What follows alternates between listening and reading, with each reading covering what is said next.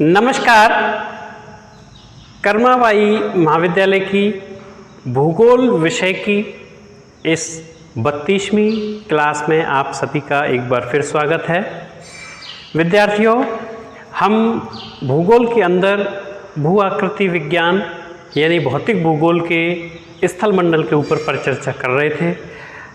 आज का जो हमारा टॉपिक है वो है अपक्षय यानी वेदरिंग। अपक्षय और अपर्दन दोनों क्रिया मिलकर के एक बड़ी क्रिया को जन्म देती हैं। वो बड़ी क्रिया है अनाच्छादन। अनाच्छादन के दो भाग किए जाते हैं, एक अपक्षय और एक अपर्दन। इन दोनों के द्वारा स्थलाकृतियों का निर्माण होता है।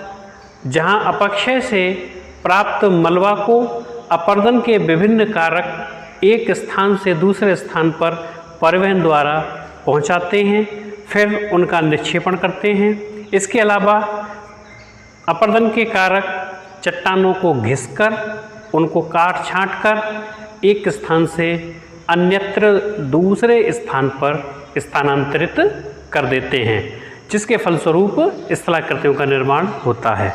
तो विद्यार्थियों, ये संपूर्ण क्रिया जो अपक्षय है ये कहाँ से आती है?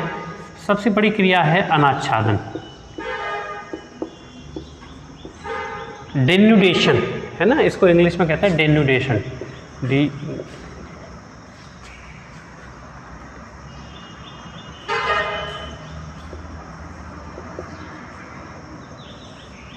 डेन्यूडेशन। और ये अनाच्छादन जो है अपक्षय यानी वेदरिंग और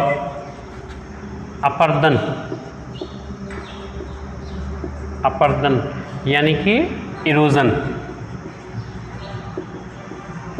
इन दो भागों में इसको बांट दिया जाता है। तो अनाच्छादन एक्चुअल में क्या है कि दो शक्तियां कार्य करती हैं किसी भी धरातल पर। पृथ्वी पर दो शक्तियां कार्य करती हैं। वो दो शक्तियां कौन सी हैं? एक अंतर्जात शक्तियां होती हैं। अंतर्जात शक्तियां क्या कार्य करती हैं? अंतर्जात शक्तियां स्थल खंड के निर्माण का कार्य करती हैं। इसके अलावा बाह्यजात शक्तियां होती हैं। बाह्यजात शक्तियां क्या करती हैं? बाह्यजात शक्तियां स्थल खंड के विनाश का कार्य करती हैं। यानी कि जो स्थल खंड का निर्माण अंतर्जात शक्तियों के द्वारा हुआ है वो बाह्यजात शक्तियों के द्वारा उसका विनाश होता है। ये पृथ्वी है। पृथ्वी के अंदर से भूकंप, ज्वालामुखी जैसी क्रिया चलती रहती है। मैग्मा मूवमेंट करता रहता है भूगर्भ में। तो ये जो अंदर की शक्ति है वो क्या कहलाती है? अंतर्जात शक्ति। और धरातल के ऊपर हवा चलती है, पानी बहता है, हिम की नदियाँ यानी बर्फ़ की नदियाँ बहती हैं, और सागरीय लहरें समुद्र के तट को काटती हैं, या भूमिगत जल, भूमि के अंदर जल जाता है वो गड्ढे बना देता है ना। तो ये सारे क्या करते हैं? बाहरी स्थलाकृति को काट छाँट करते हैं। अंदर से निर्माण होता है अंदर वाले कार्यों से या अंदर की शक्तियों से। कहीं से मैग्मा निकलेगा अंदर की शक्ति से, अंतर्जात बल के द्वारा, तो मैग्मा निकल करके स्थल खंड का निर्माण करेगा, किसी पर्वत खंड को बना देगा। लेकिन बाहरी जो शक्तियां हैं, वर्षा से प्राप्त जल या नदियों में बहने वाला जल, वो धरातल पर बह करके काटेगा। इसी प्रकार वायु है या आपके हिमानी है, ये सब काट छाँट करके उसको समतल करने का प्रयास करेंगी। तो ये निर्माण करती हैं बाहर वाली शक्तियाँ, और जो अंदर से शक्तियाँ कार्य करती हैं, बाहर वाली शक्तियाँ समतल करती हैं, विनाश करती हैं, और अंदर वाली जो शक्तियाँ हैं वो निर्माण का कार्य करती हैं। क्लियर कीजिए। अंदर से जो शक्ति कार्य कर रही हैं पृथ्वी के अंदर से, वो निर्माण करती हैं, और जो बाहर की शक्तियां हैं वो क्या करती हैं? विनाश करती हैं। बाहर की शक्ति जो है उनको, उनके सम्मिलित कार्य को अनाच्छादन कहते हैं। अनाच्छादन का तात्पर्य है डेन्यूडेशन। और इस अनाच्छादन के दो भाग किए जाते हैं, एक अपक्षय और दूसरा अपर्दन। अपर्दन के भी कुछ भाग कर दिए जाते हैं, निक्षेपण को भी अपर्दन के अंदर शामिल कर दिया जाता है। क्योंकि हमारा जो टॉपिक है वो अपक्षय है, इसलिए हम अपक्षय के बारे में विस्तार से चर्चा करेंगे। तो आपके समझ में ये आ गया होगा कि अपक्षय कहाँ से आया है। क्योंकि मैंने जब भू संचलन एक वीडियो बनाया था, भू संचलन, तो उसमें आप देखिएगा अपक्षय कहाँ पर ठहरता है। ठीक है, अपर्दन और अपक्षय अनाच्छादन के कार्य हैं। और ये अनाच्छादन एक्चुअल में है क्या, ये क्या है, बाह्यजात शक्तियाँ ही हैं। बाह्यजात शक्तियाँ ही क्या हैं, यही बाह्यजात शक्तियाँ जो मैंने आपको यहाँ बताई हैं, यही अनाच्छादन कहलाती हैं। ठीक है, अब अपक्षय आपकी समझ में आ गया होगा कहाँ से आता है ये अपक्षय। ये अनाच्छादन के अंतर्गत इसको सम्मिलित किया जाता है। अब देखिए, आप स्क्रीनशॉट ले लीजिएगा, फिर मैं इसको मिटा देता हूँ। हालांकि कुछ खास नहीं है ये, केवल मैंने आपको अब हम अपक्षय के ऊपर विस्तार से चर्चा करने वाले हैं। तो देखिए, अपर्दन के अंदर आपने ये पढ़ा था, जब मैंने आपको डेविस का और वाल्टर पेक का अपर्दन चक्र पढ़ाया था, तो मैंने आपको ये बताया था कि जो अपर्दन के कारक हैं, बहता हुआ जल, नदी, हिमानी, ऐसे कारक धरातल को काट छांट करते हैं और किसी उत्थित भूखंड को काट करके एक समतल मैदान में बदल देते हैं। तो वहाँ एक हमने चीज़ नोटिस की कि अपर्दन जो था, अपर्दन की जो क्रिया थी, अपर्दन में क्या था, गतिशीलता थी। क्या था, गतिशीलता थी। यानी कि हवा आई, हवा ने या नदी आई, नदी ने धरातल को काटा, उसको परिवहन किया धरातल के उस भाग का काट करके और कहीं जा करके जमा कर दिया। तो गतिशीलता थी अपर्दन के अंदर। लेकिन अपक्षय के अंदर, अपक्षय के अंदर क्या होता है, ये स्थिर क्रिया है। स्थिर क्रिया है ये अपक्षय। अब स्थिर क्रिया कैसे है, ये मैं आपको फिर से कड़ियों को जोड़ता हूँ, कड़ियों को जोड़ करके आपको समझाता हूँ।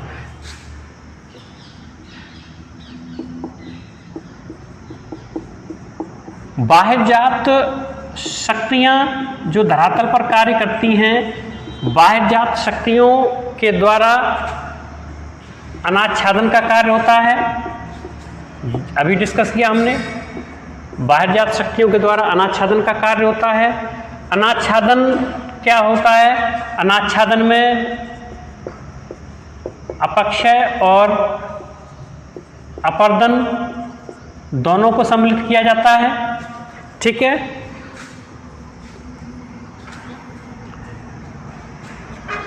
अपर्दन समतल करने का प्रयास है, समतल करने का प्रयास है, जबकि अपक्षय क्या है, अपक्षय चट्टानों को ढीला करने की प्रक्रिया है। ढीला करने की प्रक्रिया है। अब ये चट्टानों को ढीला करने की प्रक्रिया है। क्या अपक्षय के अंदर स्थल रूपों का निर्माण होता है क्या, जैसे बहने वाली हवा काट करके गारा, छत्रक, इस प्रकार की स्थलाकृतियाँ बनाती हैं और बहती हुई नदी वी आकार की घाटी बनाती है, हिमानियाँ यू आकार की घाटी बनाती हैं। क्या अपक्षय से भी स्थलाकृति बनती है क्या? बिल्कुल नहीं। जैसा कि मैंने यहाँ पर लिखा है, ये कैसा है, स्थिर प्रक्रम है, स्थिर प्रक्रम है। अब स्थिर प्रक्रम है तो इसका मतलब क्या है, गतिशीलता नहीं है। अपक्षय के अंदर गतिशीलता नहीं है, जैसा कि आप अपर्दन के अंदर देख रहे हैं गतिशीलता होती है बहुत ज़्यादा, लेकिन अपक्षय के अंदर नहीं होता है। अगर हम इधर उधर ना घुमा करके सीधे शब्दों में कहें तो अपक्षय क्या है, अपक्षय एक स्थिर प्रक्रम है जिसके अंतर्गत वायुमंडल के विभिन्न तत्व मिलकर के रासायनिक या भौतिक या जैविक क्रियाएं करके चट्टानों को ढीला और कमज़ोर करते हैं, बशर्ते कि चट्टानों का निक्षेपण माफ़ कीजिएगा, अपर्दन, परिवहन और निक्षेपण इस प्रकार की क्रियाएं नहीं होती हों, अर्थात चट्टानी जो मलबा है जो ढीला हुआ है उसका एक स्थान से दूसरे स्थान पर गतिशीलता ना हो, स्थानांतरण ना हो, ये एक शर्त है अपक्षय के अंदर। अपर्दन में भी चट्टानों की काट छाट होती है और अपक्षय में भी चट्टानें ढीली होती हैं, दोनों का संबंध समतलीकरण से ही है। अपर्दन के लिए ढीला मलबा अपक्षय से प्राप्त होता है, चट्टानें कमज़ोर हो जाएंगी, हवा आएगी, हवा उस चट्टान को उड़ा के ले जाएगी। अगर चट्टान कमज़ोर नहीं होगी तो हवा उतनी अच्छी प्रकार से अपर्दन या काट छाट नहीं कर पाएगा। तो विद्यार्थियों, ये जो अनाच्छादन है ये क्या है? ये एक स्थैतिक, अनाच्छादन क्या है? स्थैतिक और गतिशील, स्थैतिक और गतिशील प्रक्रियाओं का योग है, स्थैतिक और गतिशील प्रक्रियाओं का योग है। अब ये स्थैतिक कौन सी है? स्थैतिक है इसमें आपकी अपक्षय, ये स्थैतिक प्रक्रिया है, स्थैतिक प्रक्रिया है, और जबकि अपर्दन गतिशील प्रक्रिया है, इसमें गतिशीलता होती है। स्थैतिक प्रक्रिया अपक्षय और अपर्दन गतिशील प्रक्रिया है, ठीक है। और इसमें आगे और चीज़ें मैं आपको बताऊं। स्थैतिक प्रक्रम है तो इसमें क्या होता है? चट्टानें अपने ही स्थान पर, चट्टानें अपने ही स्थान पर टूटती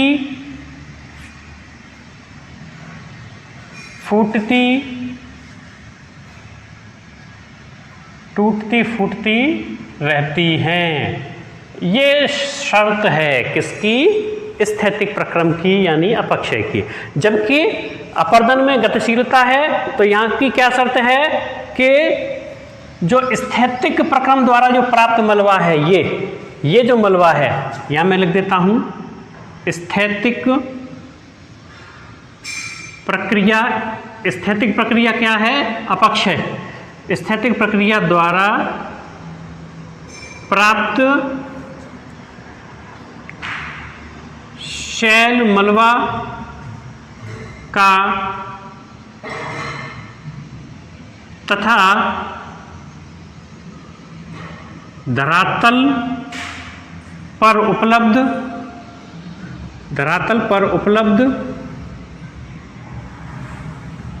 चट्टानी चूर्ण का, धरातल पर उपलब्ध चट्टानी चूर्ण का स्थानांतरण होता है, स्थानांतरण होता है। स्थानांतरण कब होगा? जब कटाव हो जाएगा, है ना। तो इस प्रकार से ये गतिशील प्रक्रिया क्या है? अपर्दन, और स्थैतिक प्रक्रिया क्या है? अपक्षय। तो यहाँ पर आप अपक्षय क्या है? अपक्षय स्थैतिक शक्तियों का परिणाम है। स्थैतिक यानी कि स्थिर। अब ये बार बार मैं क्यों बोल रहा हूं आपको स्थैतिक शक्ति? क्योंकि इसी में अपक्षय छुपा हुआ है, शक्तियों का परिणाम है। अब ये स्थैतिक शक्तियां कौन कौन सी हैं? अब हमने बात तो कर दी कि अपक्षय की स्थैतिक शक्ति, ये स्थैतिक शक्ति कौन कौन सी हैं? तो स्थैतिक शक्ति कौन कौन सी हैं, इन शक्तियों की बात कर लेते हैं। ये शक्तियां हैं भौतिक क्रिया,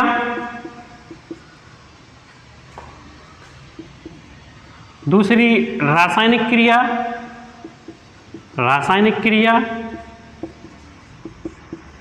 और तीसरी जैविक क्रिया। इनको यहाँ हम क्रिया की जगह शक्ति भी कह सकते हैं। अपक्षय की शक्ति, भौतिक शक्ति, रासायनिक शक्ति और जैविक शक्ति। इसके अलावा ये तो आप समझ गए होंगे अपक्षय क्या है, अनाच्छादन का ही एक भाग है। अब मैं आपको संक्षेप में अपक्षय के बारे में बताने का प्रयास करता हूँ। अपक्षय एक ऐसी क्रिया है जिसमें चट्टानों का अपने ही स्थान पर टूटना फूटना होता रहता है, उसमें चट्टानों के ढीले पदार्थ का परिवहन नहीं होता है। गल करके टूट फूट करके वो मलबा ढीला हो जाता है, चट्टानों पर वहीं जमा रहता है। इसको कहते हैं अपक्षय। अपक्षय का मैं एक उदाहरण आपको बताता हूँ। जैसे रासायनिक शक्ति है, तो रासायनिक शक्ति के बताता हूँ। घर में चूना हम लाते हैं, कई बार गांव में पेंट करते हैं, दीवारों के ऊपर चूने का लेप करते हैं, तो वो चूना उसके ऊपर पानी डाल दो आप, तो पानी डालते ही वो चूना क्या होता है, रासायनिक क्रिया करने लगता है, वो चूना एकदम से फैल जाता है ना। और वो कठोर जो चूने का जो पत्थर था, वो चूना पत्थर था, वो ढीला एक मुलायम एक लुगदी जैसा बन जाता है, कीचड़ जैसा बन जाता है। तो उस चट्टान का, उस शैल का अपने ही स्थान पर पानी के संपर्क में आने से वो ढीली हुई, उसकी जो रासायनिक संरचना है उसमें परिवर्तन आया, रासायनिक अभिक्रिया हुई, जल के साथ क्रिया हुई चूने की, और वो ढीला हो गया।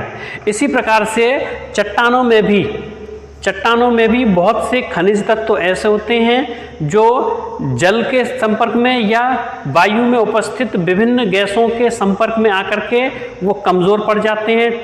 कमज़ोर पड़ने से उनका जो संगठन की शक्ति है, जो एक दूसरे को बांधे रखने की शक्ति है, वो कमज़ोर पड़ जाती है। ये सब रासायनिक अपक्षय के उदाहरण हैं। जबकि भौतिक क्रिया जो है उसमें क्या होता है कि जब हम घर के अंदर चाय बनाते हैं, तो कांच के गिलास में यदि हमने कोई ठंडा पानी भर के रखा हुआ है और उस ठंडे पानी को भरने के कारण कांच के गिलास की दीवारें ठंडी हो गई हैं, और उस पानी को हम एकदम से गिरा देते हैं, कांच ठंडा है और उसमें गर्म पानी डाल देते हैं, हम ठंडा पानी निकाल के तुरंत गर्म पानी डाल देते हैं, तो कांच क्या करता है, चटक जाता है। क्यों?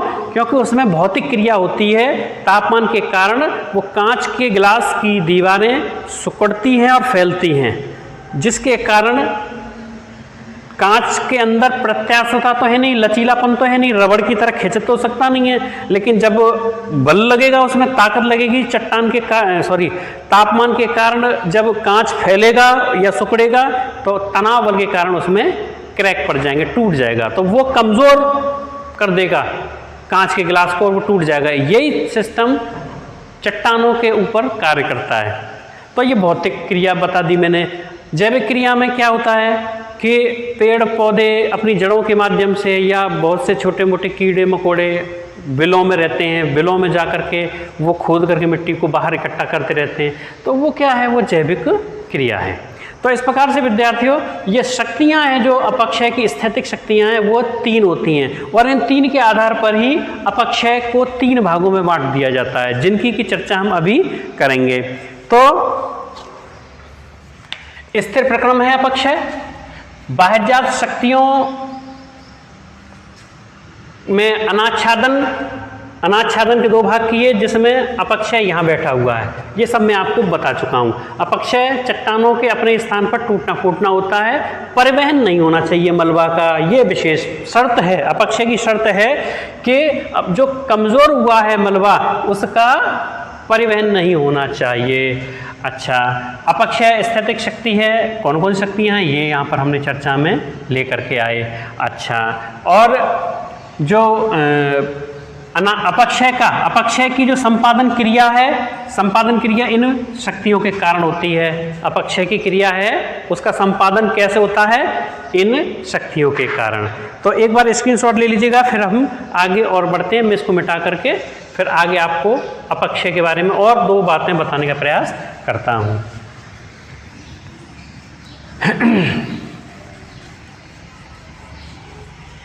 अपक्षय वर्ड आते ही आपको ये संज्ञान में तुरंत ले लेना है कि ये स्थैतिक शक्तियों का परिणाम है, स्थिर शक्तियों का परिणाम है। क्या? अपक्षय वेदरिंग। ठीक है, तो देखिए शॉर्टकट में मैं चीज़ों को बता रहा हूँ। अपक्षय क्या है? स्थिर शक्तियों का परिणाम है, पहली बात, ये दिमाग में रखना है। दूसरी बात, स्थिर शक्तियों का परिणाम है। दूसरी बात, चट्टानों का टूटना, फूटना और अपघटन।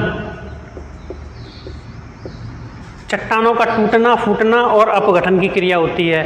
अपघटन क्या होता है? डिकम्पोजिशन।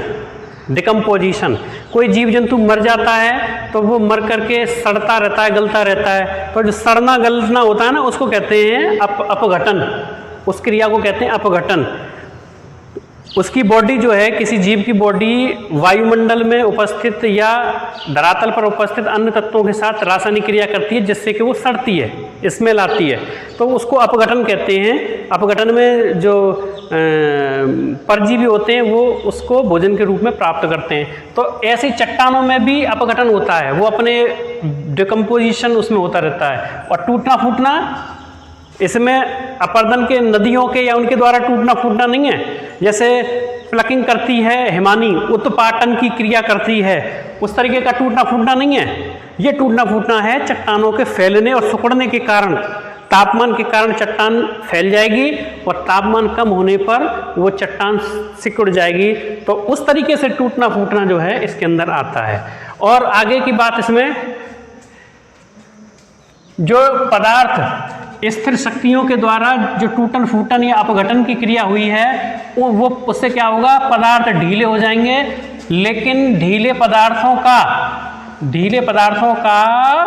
क्या नहीं होना चाहिए? एक स्थान से दूसरे स्थान पर स्थानांतरण। ढीले पदार्थों का स्थानांतरण नहीं होना चाहिए, ये भी एक शर्त है साहब।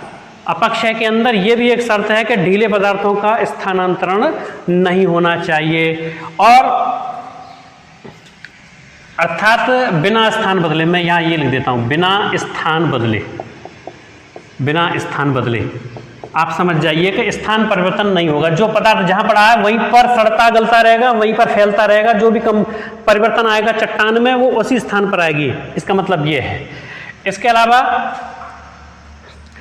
ये चीज़ें मेरे ख्याल से क्लियर हैं। टूटना फूटना ये क्या है? ये यांत्रिक क्रिया है। ये क्या है? यांत्रिक क्रिया है, यानी भौतिक क्रिया है। भौतिक अपक्षय में टूटना फूटना होता है, यांत्रिक क्रिया होती है। जबकि अपघटन क्या है? ये रासायनिक क्रिया है। ये रासायनिक क्रिया है। यांत्रिक क्रिया में शक्ति के द्वारा तो टूट फूट होगी, जबकि रासायनिक क्रिया में घोल के द्वारा चट्टानों को ढीला करके उसके स्वरूप में परिवर्तन करके, जैसे जिन चट्टानों में लोहे की मात्रा ज़्यादा होती है उनमें अगर वर्षा का जल उन चट्टानों पर पड़ेगा तो लोहे के अंदर जंग लगती है। लोहे के अंदर जो जंग लगती है ना, जंग क्या है? अपने स्थान पर कमज़ोर हो रहा है लोहा, अपने स्थान पर पड़ा पड़ा उसमें जंग लग रही है और वो खराब हो रहा है, तो वो रासायनिक क्रिया द्वारा अपघटन हो रहा है। ठीक है, रासायनिक क्रिया द्वारा क्या हो रहा है? अपघटन हो रहा है। तो इस प्रकार से ये आपको मैंने बताने का प्रयास किया है। अब यह बात कर लेते हैं अपक्षय के रूप। इनको और समझ लेते हैं, अच्छे से और समझ लेते हैं। अपक्षय किन रूपों में होता है? अपक्षय के रूप की अपन बात कर रहे हैं यहाँ पर। तो अपक्षय दो रूप में होता है। पहला, टूटना फूटना जो है इसको मैं अपखंडन भी कह दूं, टूटना फूटने को मैं अपखंडन कह दूं, या इसको विघटन भी कह सकता हूं मैं, या विघटन, इसको विघटन भी कह सकते हैं। ठीक है, विघटन। और दूसरा जो रूप है, दूसरा रूप है ये अपघटन। दूसरा रूप है अपघटन। तो अपखंडन या विघटन और दूसरा है अपघटन। ये दो रूपों में ये अपक्षय होता है। दो रूप हैं इसके। और अपखंडन में क्या होता है? इसमें तापमान दाब के द्वारा या तापमान या जल के दबाव के द्वारा, जल का दाब हो, चट्टानों का दाब हो, चाहे जल का दाब हो, ये इसमें सम्मिलित किए जाते हैं। इसके अलावा किन्हीं मतलब भौतिक क्रियाओं के द्वारा टूट कर बालू के रूप में कण अलग हो जाएं, टूटकर बालू के रूप में कण अगर अलग हो जाते हैं तो वो क्या है? अपघटन है या विखंडन है, टूटन है, फूटन है। ठीक है। जबकि अपघटन जो है, अपघटन में क्या हम सम्मिलित करते हैं? अपघटन में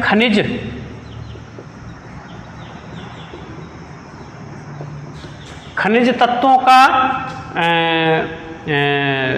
जो क्रिया है, खनिज तत्वों की रासायनिक क्रिया, इसको शामिल करते हैं। खनिज तत्वों की रासायनिक क्रिया को सम्मिलित करते हैं।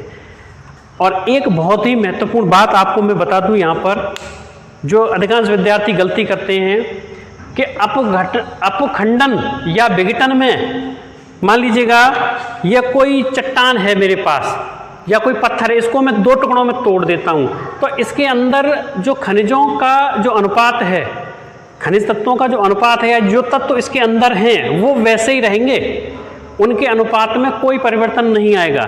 लेकिन यदि कोई रासायनिक क्रिया इसके ऊपर हो जाए, ये सड़ जाए या गल जाए, तो इसके रासायनिक स्वरूप में परिवर्तन आ जाएगा। ठीक है। तो अपखंडन या विघटन में या भौतिक अपरदन में, माफ कीजिए भौतिक अपक्षय में, चट्टानों का जो संगठन है, जो खनिज तत्व उसके अंदर उपलब्ध हैं, उनमें कोई खास परिवर्तन नहीं आता है। वो एज इट इज रहते हैं, न रंग में न रूप में कोई फर्क नहीं आएगा, वो उसी रूप में रहेगा, केवल टुकड़ों में बदल जाएगा। जबकि अपघटन के अंदर जब अपक्षय होगा तो क्या होगा कि चट्टान की रासायनिक संरचना भी बदल जाएगी। जो रासायनिक क्रिया होंगी उनके द्वारा जो चट्टान के खनिज और तत्व हैं उनका स्वरूप भी बदल जाएगा। तो ये विशेष इंपॉर्टेंट बात है। एक बार आप इसका स्क्रीनशॉट ले लीजिएगा, फिर मैं मिटाता हूँ इसको। यहाँ तक कि अपघटन में रंग भी बदल जाएगा, अपघटन की क्रिया में रंग भी बदल जाएगा, यहाँ पर नहीं बदलेगा। इसमें रंग, रूप, संगठन वगैरह सब बदल जाएगा, यहाँ नहीं बदलेगा, यहाँ केवल टुकड़े हो जाएंगे, विघटन होगा केवल। तो मैं मिटाता हूँ उसको। ये हमने अपक्षय के रूप के बारे में भी पढ़ लिया। अपक्षय को बहुत देर से हम चर्चा कर रहे हैं, ये आपके समझ में आ गई होगी। अपक्षय क्या है? स्थिर प्रक्रिया है और अपने ही स्थान पर चट्टानें टूटती फूटती हैं। अपरदन के अंदर गतिशीलता को शामिल करते हैं, जिसमें चट्टानें घिस करके टूटती हैं, काट छांट की जाती है और उनका निक्षेपण होता है। जबकि इसमें ऐसा कुछ नहीं होता, इसमें तो चट्टानें अपने ही स्थान पर पड़ी पड़ी सड़ जाती हैं, गल जाती हैं विभिन्न तत्वों के द्वारा। अब इनको अपक्षय की क्रिया को नियंत्रित करने वाले कारक कौन कौन है? नियंत्रण कैसे होता है? इसको नियंत्रित कैसे करेंगे? यानी कि किसी भी धरातल पर या वायुमंडल के अंदर अपक्षय को नियंत्रित कैसे करती है प्रकृति? तो देखिए, नंबर 1, वायुमंडलीय क्रियाओं के द्वारा। वायुमंडलीय क्रियाओं के द्वारा, पहली बात। दूसरी बात, चट्टानी संगठन के द्वारा। प्रकृति जो है इन चीज़ों के द्वारा अपक्षय की क्रिया को नियंत्रित करती है। तीसरी बात इसमें क्या है? भूमि का ढाल। भूमि का ढाल, भूमि का ढाल। चौथी क्रिया क्या है? जैव जगत। जैव जगत के क्रियाकलाप, जैव जगत के क्रियाकलाप। तो देखिए कैसे नियंत्रित करेंगे ये। तो वायुमंडल के अंदर हम चर्चा कर सकते हैं कि सूर्य का ताप, सूर्य भी है, उसका ताप है, वायु है ना, सूर्य का ताप है, वायु है। इसके अलावा सूर्य का ताप है, वायु है, आर्द्रता है, आर्द्रता को भी आप इसमें शामिल कर सकते हैं, आर्द्रता है। और इसमें वायु को, सॉरी, हिम को, ये सब वायुमंडलीय घटनाएं होती हैं।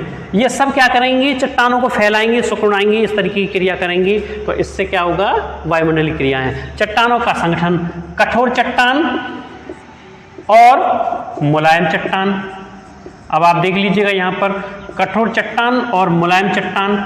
इसमें देखिए आप कि कठोर चट्टान होगी वो जल्दी टूटेगी फूटेगी, या मुलायम चट्टान जल्दी टूटेगी फूटेगी? ऑब्वियसली है कि जिन चट्टानों में सिलिका की मात्रा ज़्यादा होगी या जो चट्टानें अम्लीय चट्टानें हैं उनमें संगठन उच्च कोटि का पाया जाता है, उनको घिसना, तोड़ना, फोड़ना मुश्किल होता है, कठोर होती हैं वो चट्टानें। जबकि जिन चट्टानों में सिलिका की मात्रा कम हो या क्षारीय चट्टानें हो, पैटिक लावा से बनी हुई चट्टानें हो, उनका संगठन थोड़ा सा मुलायम होता है। और जब संगठन मुलायम है तो वो आसानी से अपक्षयित हो जाएंगी, आसानी से। विभिन्न प्रक्रम है ये सारे प्रक्रम जो है कमजोर मुलायम चट्टान पर जल्दी क्रिया करेगा, लेकिन ये सारे प्रक्रम कठोर चट्टान है तो उतनी जल्दी क्रिया नहीं करेंगे। यहाँ बात क्लियर हो गई होगी। भूमि का ढाल, अब देखिए ढाल अगर तेज है, तेज ढाल अपक्षय में सहायक होता है। कैसे? मान के चलिएगा यह कोई सतह है, इस सतह के ऊपर अपक्षय होता है, मलबा जो है इस पर सड़ता गलता रहता है और ये ढीली हो जाती है ऊपर की सतह। अगर यदि ये इसका ढाल कम है तो वो मलबा यहाँ पड़ा रहेगा, और अगर इसका ढाल ऐसे है और ये चट्टानी सतह ऊपर की सतह कमज़ोर होती है तो यहाँ का मलबा जरा सा ढीले होते ही तुरंत नीचे गिर जाएगा। नीचे गिर जाएगा तो ये चट्टान नंगी हो जाएगी और सूर्य का जो ताप है, जो धूप है, वो फिर से क्रिया करेगा और उसको और जल्दी कोशिश करेगा कमज़ोर करने का। आप ऐसे मान लीजिएगा कि हम वस्त्र पहनते हैं, अगर हम कपड़े नहीं पहनेंगे तो धूप में जल्दी बीमार हो जाएंगे, कपड़े नहीं पहनेंगे तो सर्दी जल्दी लगेगी हमको। तो ये प्रकृति के तत्व जो हैं हमारी रक्षा करते हैं इन कपड़ों से। तो ऐसे ही धरातल के ऊपर यहाँ पर सड़ गल करके मलबा पड़ा हुआ है अगर, और वो मलबा जो है ढाल के कारण, ढाल ज़्यादा है तो वो नीचे गिर जाएगा, तो ये इसके कपड़े हट गए यहाँ से। जब कपड़े हट गए तो इस पर प्रभाव ज़्यादा होगा। तो इस प्रकार से भूमि का ढाल भी प्रभावित करता है, तेज ढाल प्रभावित करता है। अब बात है जैव जगत की। तो जैव जगत में आपने देखा होगा बहुत से मकानों के किनारे पेड़ होते हैं, और पेड़ क्या करते हैं, मकानों की दीवारों को कमज़ोर कर देते हैं, उनको तोड़ फोड़ देते हैं। तो अपने ही स्थान पर उनको ढीला कर देते हैं, मकान की दीवारों को ढीला कर देंगे, वो कमज़ोर हो जाएंगी, है ना। अपक्षय क्या है? अपने ही स्थान पर चट्टानों का कमज़ोर हो जाना, उनका परिवहन नहीं होना चाहिए। तो दीवारें जो हैं कमज़ोर हो जाती हैं पेड़ पौधों के द्वारा, या जीव जंतु बिल बना करके ज़मीन में रहते हैं, वो कमज़ोर कर देते हैं। तो इस प्रकार से ये चीज़ें, ये चारों चीज़ें, वायुमंडलीय क्रियाएं, चट्टानी संगठन, भूमि का ढाल और जैव जगत की क्रियाएं, ये सभी मिलकर के अपक्षय की क्रिया को नियंत्रित करते हैं, प्रभावित करते हैं। ठीक है, आप एक बार स्क्रीनशॉट ले लीजिएगा। फिर इसके बाद हम अपक्षय के प्रकार की बात करते हैं। अपक्षय के प्रकार, अपक्षय की जो मैंने शक्तियां बताई थी ना आपको अभी, कि भौतिक शक्ति, रासायनिक शक्ति, जैविक शक्ति, वही शक्तियां क्या हैं, वो प्रकार हैं, उनको ही प्रकार में हम बांट देते हैं। तो देखिए किस प्रकार से, अब हम अपक्षय के प्रकार की बात कर रहे हैं।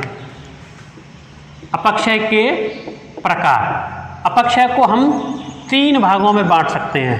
पहला है भौतिक या यांत्रिक अपक्षय, पहला, ठीक है। दूसरा है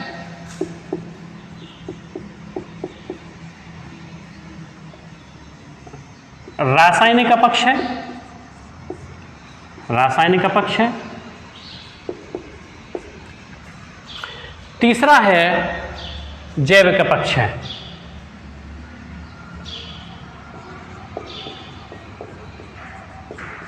जैविक अपक्षय, तो ये अपक्षय के 3 प्रकार हैं। यहां पर हमने 3 प्रकारों का डिस्कस किया है। अब देखिए जो भौतिक अपक्षय है, भौतिक अपक्षय में क्या होता है, विघटन होता है, अभी मैंने आपको बताया विघटन होता है, या विखंडन होता है, यानी खंड खंड होना, टूटना, खंड खंड हो जाना एक चट्टान का। जबकि रासायनिक अपक्षय में क्या होता है, अपघटन होता है, अपघटन होता है, यानी कि रासायनिक क्रिया द्वारा चट्टानें जो हैं अपने आप कमज़ोर हो जाती हैं। और जैविक अपक्षय में क्या होता है कि जीव प्लस पेड़ पौधे, जीव प्लस पेड़ पौधे अपनी क्रियाओं के द्वारा धरातल को कमजोर कर देते हैं। तो इस प्रकार से तीनों आपने यहाँ ये देखे।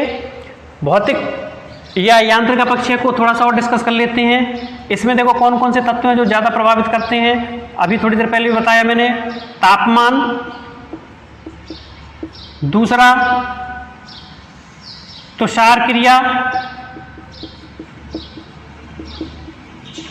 तीसरा वर्षा प्लस ताप, चौथा दाब मुक्ति। ये मैं एक आपको बताऊंगा, सबका विस्तार से चर्चा करूंगा एक एक का। और पांचवा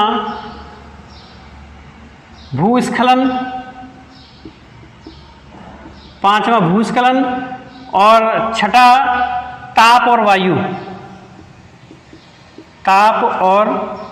ताप प्लस वायु।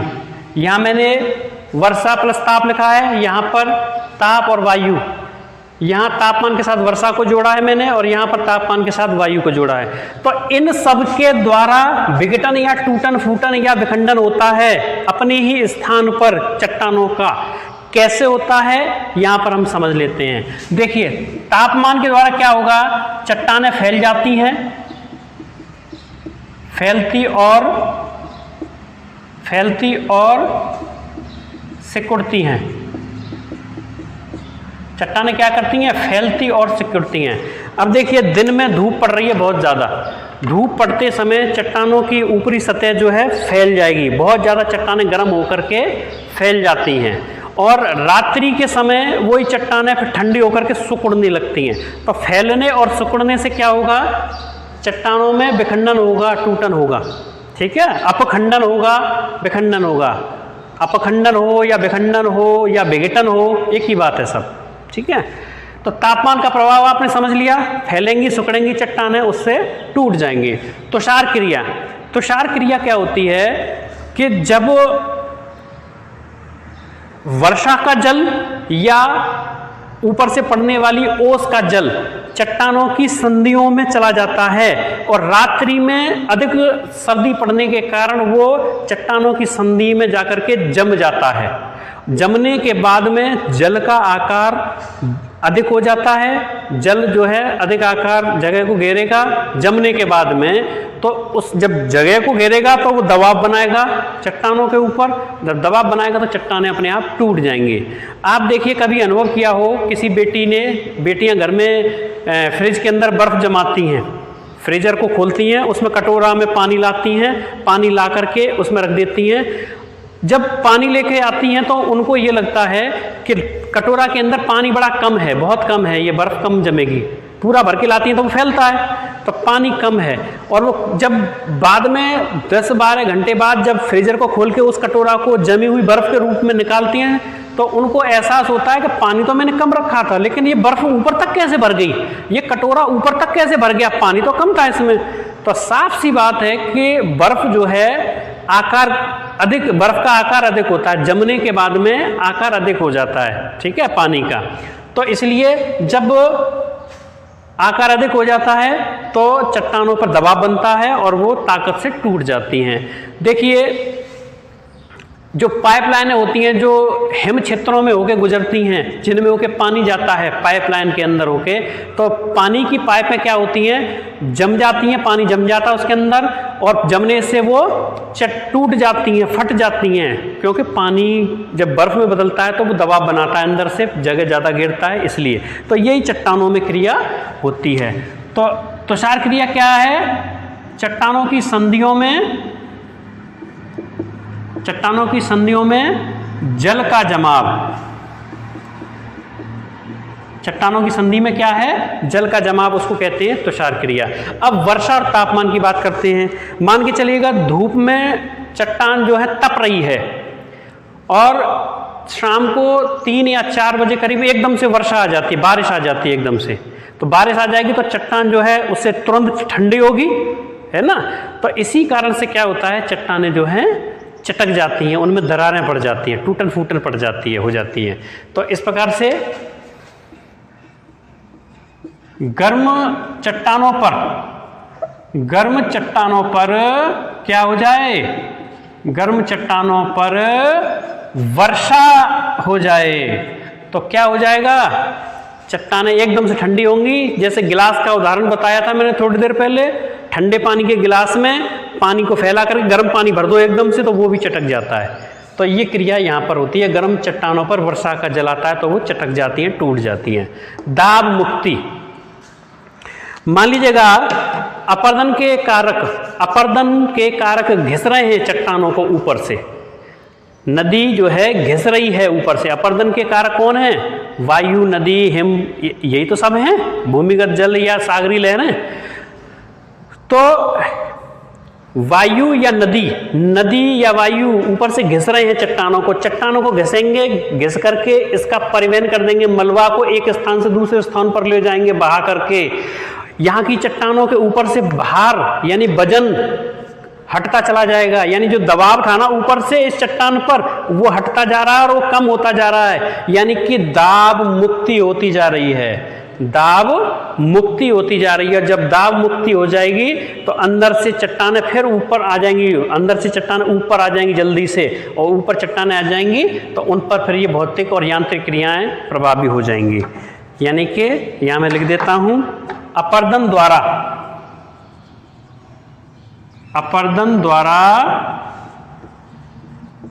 ऊपरी सतह का हटना, ऊपरी सतह हट जाती है तो क्या हो जाता है, दाब की मुक्ति हो जाती है, नीचे से फिर कोमल चट्टानें निकल आती हैं। भूस्खलन, वही मैंने आपको बताया अभी कि ढालों पर मलबा पड़ा हुआ है और वो खिसक करके नीचे आ जाएगा तो चट्टानें नंगी हो जाएंगी, फिर से नंगी हो जाएंगी तो फिर से कमज़ोर हो जाएंगी। जो मैंने कपड़े का उदाहरण दिया था कि हम कपड़ा पहनते हैं तो हमारी सुरक्षा है, और कपड़ा अगर नहीं पहनेंगे तो ये धूप, गर्मी, बरसात, सर्दी हमको नुकसान पहुंचाती है। ऐसे ही जो मलबा चट्टानी ढालों के ऊपर पड़ा हुआ है वो मलबा अगर हट जाएगा तो जल्दी से अपक्षय की क्रिया होगी। तो भूस्खलन का संबंध किससे है, ढाल से। भूस्खलन का संबंध है ढाल से। अब ताप और वायु, माफ कीजिए एक सेकंड, ताप और वायु,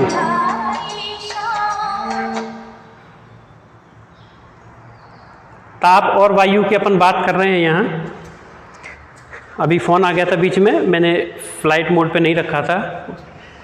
ताप और वायु की बात करते हैं अपन यहाँ पर। तापमान और वायु के अंदर जब कोई गर्म चट्टान होती है, बहुत ही तप्त गर्म चट्टान है, जैसा कि वर्षा ताप के अंदर मैंने बताया था, कोई गर्म चट्टान है और उसके ऊपर ठंडी हवा चलने लगे या नमी वाली आर्द्र हवा चलने लगे तो क्या होगा कि चट्टान की जो ऊपरी सतह है वो तो ठंडी हो जाएगी, जबकि नीचे की सतह उतनी जल्दी ठंडी नहीं होगी। तो नीचे की सतह तो फैलाव के अंदर रहेगी और ऊपर की सतह ठंडी होकर के क्या हो जाएगा, उसमें ठंडी होकर के वो सिकुड़ने लग जाएगी। ऊपरी सतह सिकुड़ जाएगी, नीची सतह फैल जाएगी। तो प्याज के छिलके की तरह ऊपरी चट्टान अलग हो जाएगी, यानी कि अपदलन हो जाएगा। अपदलन या सल्कन हो जाएगा। शल्क पत्र जो होते हैं ना, प्याज के ऊपर शल्क पत्र होते हैं ना, सल्कन हो जाएगा। या फिर परतें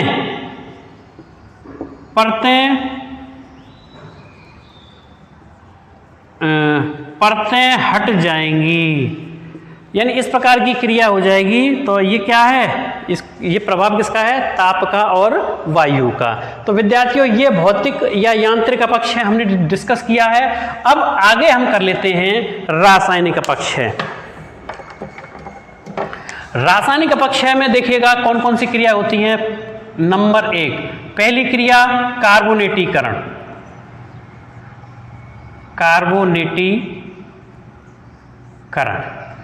दूसरी क्रिया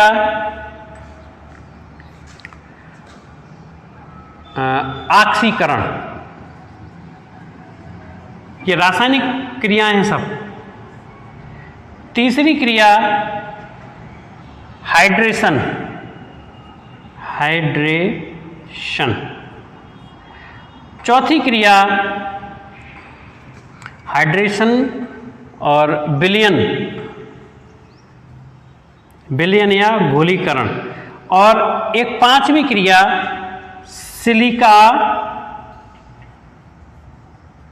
पृथक्करण। अब इनको मैं समझाता हूं आपको। कार्बोनेटीकरण, जब चूने की चट्टान के ऊपर, जब चूने की चट्टान के ऊपर, मैं लिख देता हूं यहां, चूना चट्टान पर, चूना चट्टान पर कार्बन युक्त वर्षा का जल,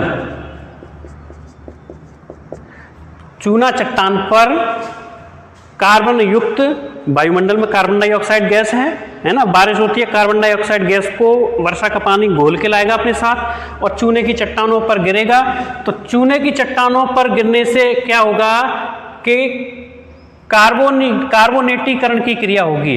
तो इसमें चूना जो है वो किस में बदल जाएगा, कार्बोनेट में बदल जाएगा, चूना कार्बोनेट में बदल जाएगा, कार्बोनेट में बदल जाएगा।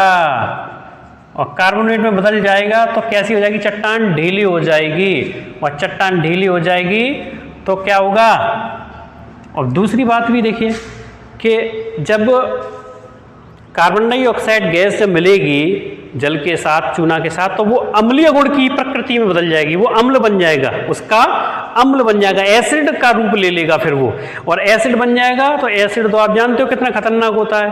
आप मिट्टी में डाल लो H2SO4 को या HNO3 को, है ना, तो वो क्या होगा, मिट्टी में डालते मिट्टी में बबूला से उठने लगते हैं। लेटरिन में या गंदी जगह पर हम दाग लगे हुए हैं जहाँ पर, वहाँ पर हम तेजाब डाल देते हैं तो उससे क्या हो जाता है, वो जल्दी से काट देता है उस जगह को। तो इस प्रकार से कार्बोनेटीकरण की क्रिया में चूना जो है कार्बोनेट में बदल जाता है और अम्लीय गुण जो है वो बढ़ जाता है, अम्लीय गुण क्या हो जाता है, प्लस हो जाता है। तो इस प्रकार से ये क्रिया क्या कहलाती है, कार्बोनेटीकरण। अगली क्रिया है ऑक्सीकरण।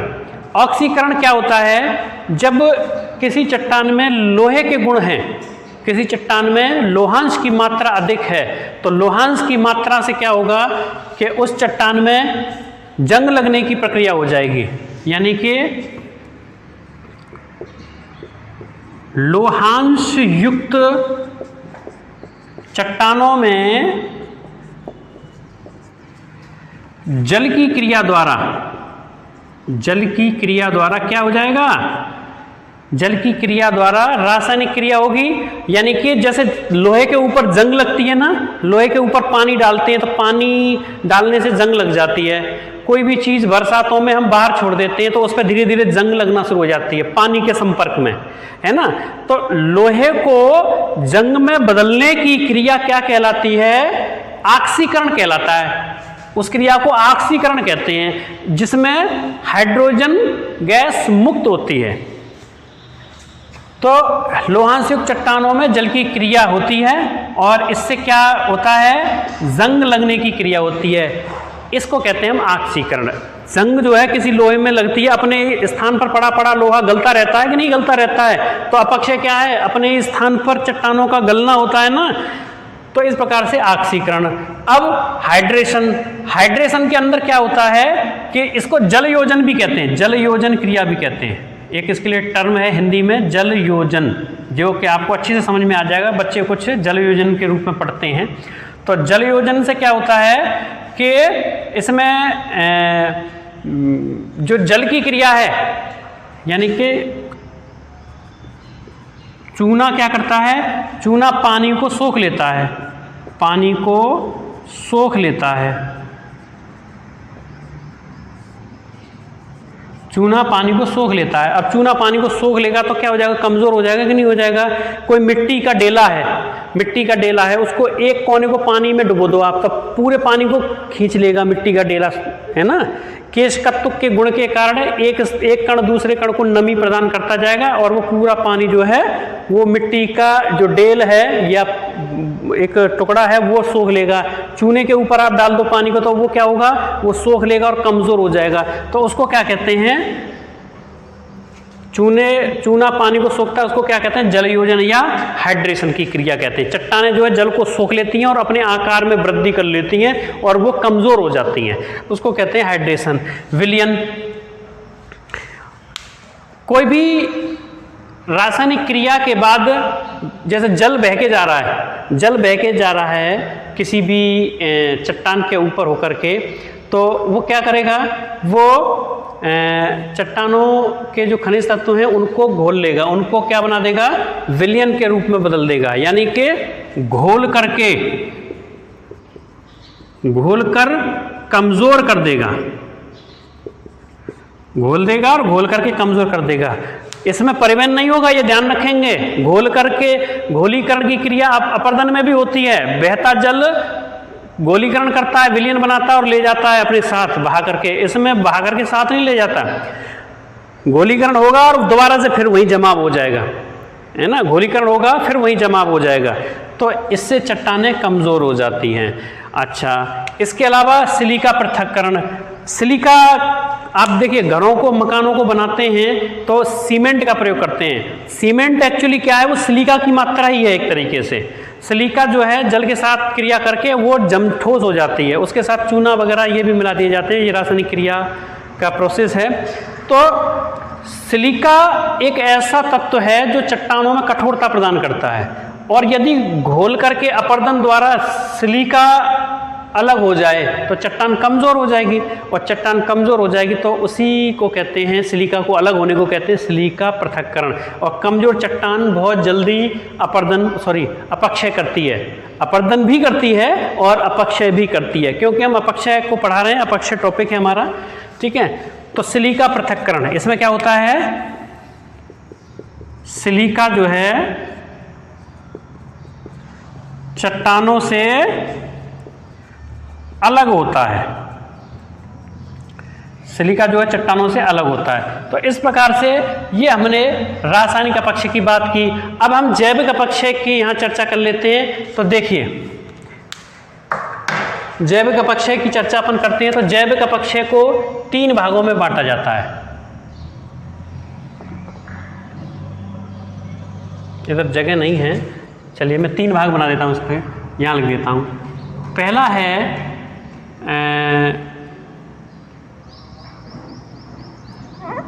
वनस्पति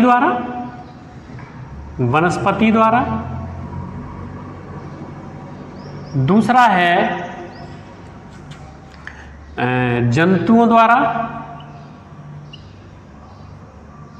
तीसरा है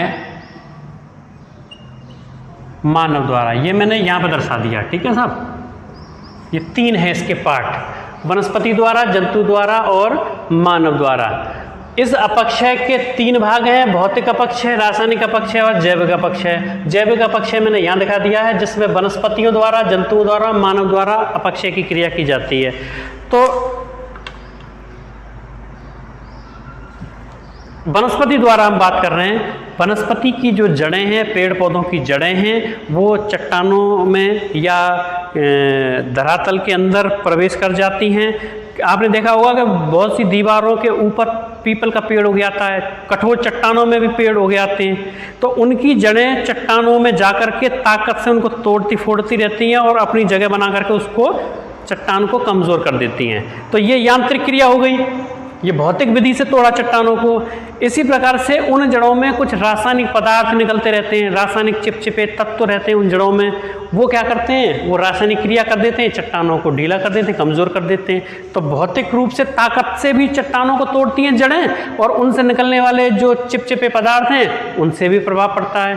तो इस प्रकार से इस वनस्पति के द्वारा होने वाले अपक्षय में ये दोनों ही चीज़ें सम्मिलित की जाती हैं। इसके अलावा पोषक तत्वों को खींचती हैं जड़ें। अब पोषक तत्वों को चट्टानों से खींच लेंगी जड़ें तो चट्टान कमज़ोर हो जाएगी, कुछ तत्व इनमें से जड़ें खींच लेंगी तो चट्टानें कमज़ोर हो जाएंगी। तो 3 बातें हो गई। पहली कि अपने आकार में वृद्धि करेंगी जड़ें तो रासायनिक क्रिया करेंगी। दूसरी बात, जड़ों में कोई रासायनिक तत्व होगा उसको स्रवित करेंगी, उससे चट्टानें कमजोर होंगी। और तीसरी बात, जड़ें जो है पोषण खींचेंगी चट्टानों से तो उससे चट्टानें ढीली हो जाएंगी, है ना। तो इस प्रकार से ये वनस्पति द्वारा। अब जंतु द्वारा बात करते हैं, प्राणियों द्वारा। तो जंतु क्या करते हैं, पहले इनको मैं लिख देता हूं। या वनस्पति क्या करती हैं, जड़ों द्वारा, ठीक है। अब 3 चीजें मैंने बता दी। जड़ों द्वारा क्या करती हैं ये वनस्पतियां, पोषक तत्व वाली बात कह दी मैंने आपको। पोषक तत्व, आकार में वृद्धि, ठीक है, आकार में वृद्धि और चिपचिपे पदार्थ निकालना, कोई तत्व निकालना। अब जंतु द्वारा, जंतु क्या करते हैं, जमीन में बिल बनाते हैं, बिल बनाते हैं जंतु। दूसरा, बिल के साथ साथ में जैसे केचुआ है, मिट्टी को खाता है और मिट्टी को ही मल त्याग के रूप में बाहर निकालता है तो मिट्टी के स्वरूप को बदल देता है ना। मृदा को खाकर या कुछ ऐसे तत्व जो रासायनिक तत्वों का श्रवण करते रहते हैं, रासायनिक तत्वों का श्रवण करते रहते हैं, निकालते रहते हैं, उनके द्वारा भी ये चट्टानों को कमजोर करते हैं। अब अगला है मानव। तो मानव क्या करता है, मानव देखो कृषि कार्य करता है, मानव उद्योग धंधे करता है, मानव घर बनाता है, नगरीकरण, इसका मतलब नगरीकरण है। तो ये मानव के क्रियाकलाप हैं। तो इससे क्या करता है मानव, मशीनों का प्रयोग करता है। दिल्ली को खोखला कर दिया है तो दिल्ली की मिट्टी को अंदर से निकाल करके ऊपर बना दिया है, मेट्रो बिछा दिए। तो ये मनुष्य के क्रियाकलाप है ये सारे। तो ये क्या करते हैं, ये भी अपक्षय को प्रभावित करते हैं। तो विद्यार्थियों देखिए, ये तीनों, ये इसके अंदर आ गए, ये इसके अंदर आ गए और ये इसके अंदर। तो इस प्रकार से हमने अपक्षय के प्रकार पढ़े। अपक्षय 3 प्रकार का है, भौतिक अपक्षय, रासायनिक अपक्षय और जैविक अपक्षय। भौतिक अपक्षय में यांत्रिक चीज़ों को यानी शक्ति देने वाली चीज़ों को, यानी कि तापमान, दाब, उसके आकार में टूटन फूटन, ये चीज़ों को सम्मिलित करते हैं। जबकि रासायनिक अपक्षय के अंदर हम रासायनिक अभिक्रियाओं के माध्यम से चट्टानों का अपने स्थान पर कमज़ोर होना शो करते हैं, दिखाते हैं। और जैविक अपक्षय में जीव जंतुओं या जीवधारियों द्वारा चट्टानों को टूटना फूटना दिखाते हैं। तो विद्यार्थियों, ये आज हमने अपक्षय की क्रिया के बारे में विस्तार से पढ़ा। इसमें अपक्षय के रूप क्या हैं, अपक्षय के क्या कौन कौन से प्रकार होते हैं, और अपक्षय को हमने परिभाषा के रूप में विस्तार से पढ़ा कि अपक्षय क्या है, एक स्थिर प्रक्रिया है। भूमि के अंदर कार्य करने वाली शक्तियों द्वारा भूमि का निर्माण किया जाता है। धरातल के ऊपर निर्माणात्मक स्थलाकृतियां जन्म लेती हैं, लेकिन बाहरी शक्तियों द्वारा उन उठी हुई स्थलाकृतियों को काट छांट करके समतल किया जाता है। तो इन बाहरी शक्तियों को हम अनाच्छादन की शक्तियां कहते हैं, और अनाच्छादन को हम 2 भागों में बांटते हैं, अपक्षय और अपर्दन में। और अपर्दन गतिशील प्रक्रिया है, जबकि अपक्षय एक स्थिर प्रक्रिया है। और स्थिर प्रक्रिया का तात्पर्य है कि चट्टानों में बिना ही परिवहन हुए, बिना मलबा का स्थानांतरण हुए ही अपने ही स्थान पर चट्टानें कमज़ोर होती रहती हैं। ये अपक्षय की क्रिया है। तो विद्यार्थियों, ये अपक्षय आपकी समझ में आया होगा, मुझे पूर्ण विश्वास है। आगे नेक्स्ट क्लास में हम नेक्स्ट वीडियो के बारे में, नेक्स्ट टॉपिक के बारे में चर्चा करेंगे। और मुझे आपसे उम्मीद है कि आप मेरे वीडियो को लाइक करते होंगे, और अगर लाइक करते हैं तो चैनल को भी लाइक कीजिएगा, शेयर कीजिएगा और सब्सक्राइब कीजिएगा। अगले वीडियो में फिर मिलते हैं, तब तक के लिए नमस्कार।